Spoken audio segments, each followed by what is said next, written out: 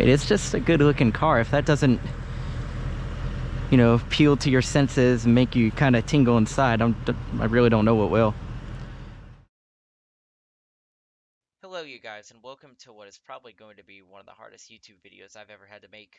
Today, we're going to cover what happened to my 2018 Mustang GT, why I got rid of it, how that whole situation kind of happened, because it looked kind of weird from the outside, because here you have this guy that put in thousands of dollars of his own money into the aesthetics and upgrades in that car, and then he just gets rid of it. So today, we're going to cover what happened. So let's get started here. The main reason I decided to go away from my 2018 Mustang GT and stop putting my hard-earned money into a performance car like that is because, well, it didn't run right. Mine was from the 2018 model year, which was the first year of the Coyote Gen 3 V8 engine and the MT82 D4 manual transmission. Paired together, it's an absolute disaster anytime you try and drive the car with a little bit of passion, meaning not just driving around town, cruising around. Anytime you try to actually push it, it's not pretty. Let's start with the transmission. The MT82D4 was put into these cars by Ford, knowing that it could not handle the power and torque the Coyote Gen 3 engine puts out. They decided to go with it to cut costs and just settle on it being close enough. What's the issue here? The synchros can't keep up with the engine, so if you would shift fast into second gear, you'd constantly get locked out of gear and slammed into neutral. It just couldn't handle it. You try to drive fast and shift hard going into third gear, oftentimes it would grind going into third gear and sound terrible.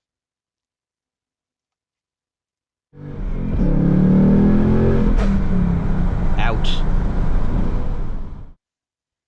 For many people, this would happen over and over and over again until the shift forks would eventually just snap and you would permanently lose a gear for good until the transmission was either repaired or replaced. For myself, I never had this happen, but many times before it would grind into third gear and lock me out of second gear. When I got rid of the car, if you still drove it just with a little bit of care, it shifted decently, but it was definitely not a car that liked to be pushed around. And for a performance car, that is pretty much unacceptable. I know several people out there that tell me this transmission's great and they have no issues, and I know other people that have literally had 2 to 3 transmissions replaced before 30,000 miles on it. Like I said, mine was still running when I got rid of the car, but it wasn't very much fun to drive hard, which is definitely a buzzkill. I have no doubts in my mind that MT82 D4 will go down in history as one of the worst manual transmissions ever fitted to a performance car. Next up is the Coyote V8 Generation 3, which debuted in my model year, 2018. The engine itself is an engineering marvel. It has direct injection and port injection. What's important about that is you get max performance with max fuel mileage with a clean engine that does not have carbon buildup or anything like that from the direct injection. The engine automatically cleans itself. While doing this, it was putting out in my model year 460 horsepower, 420 pound-feet of torque, and the red line was right around, I want to say, 73, 7400 RPMs. There's no denying the performance that engine puts out, and the noise it makes for the money is the best on the market, period. No way around it. I'm not naive. But the experience I had with my Coyote was not really a good one, and here's why. In my opinion, it was over-engineered. And the problem with something that's over-engineered is if something comes out of the factory built slightly out of tolerance, the thing is screwed up. And that's just the way it goes. My engine, like many others, had this horrible 2K rattle. As you can see by these pictures, on a quick Google search, you can see that it is very, very widespread. This noise was so embarrassing that anytime you were in traffic, or say you're driving through a retail shopping center, that rattle is always around. I would literally coast the car in neutral or run in second gear at 5 miles an hour to avoid the horrible rattle noise coming from the engine bay. Coworkers, other people would come up to me and say, "What's wrong with your car? Why does it sound like that?" It literally sounds like metal on metal contact. This may or may not be the case, but I'm telling you, it sounds terrible.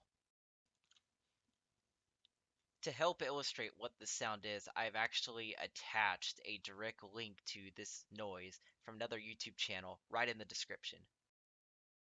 Between the horrible transmission and a car that sounded like a 50-year-old broken tractor when driving it around at slow speeds, I got over this thing really fast despite spending thousands of dollars of my own money on it.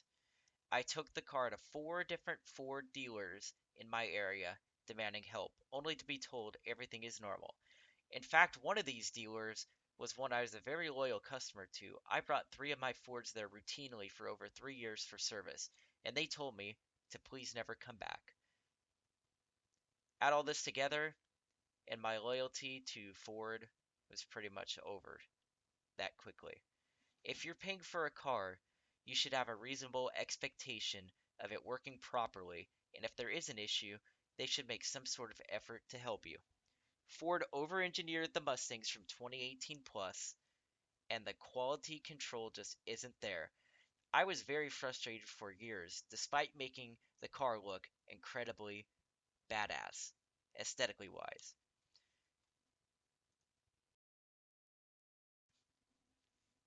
It's also worth noting that several of these cars from around this time era of 2018, and maybe even some 2019s as well, would have borescope analysis done on their vehicles, and it would show cylinder wall scoring on 1 to 2 to even 3 different cylinders inside the engine.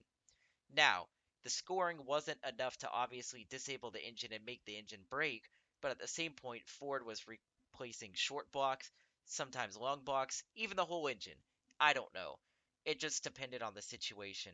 I requested to them to actually do a bore scope on my engine, and they told me it would take them over a month to even pop the hood on my vehicle because the hard lines departments are too backed up in the current times that we are in. So, with that being said, I decided to get rid of the car. I love Ford. I love Mustangs. I mean, I loved it enough to have 3 different Fords over the last 6 years of my life. A lot of my friends today still drive Mustangs, but I refused to pay for something that was inferior, over engineered, and broken straight from the assembly line. Never again. If you want a Mustang, you should probably buy a 2015 to 2017 with the Gen 2 Coyote V8. In my opinion, that was the best Mustang GT ever made, and if that doesn't fall into your cards, I don't think I could recommend a Mustang GT with a manual to you.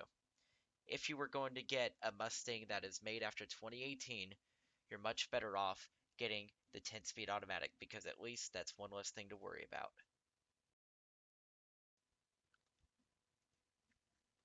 With that being said, I'm happy to tell you today it's a much happier time for myself.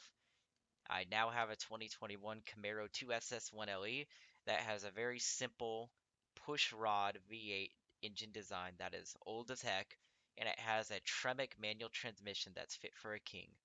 The Camaro I have now is superior pretty much in almost every single way compared to the Mustang that I used to have. I don't want this video to sound like it's just bashing Ford completely because there's a lot of Mustangs out there on the road where people really don't have that many issues with them, and for the money, the performance they put out is absolutely incredible.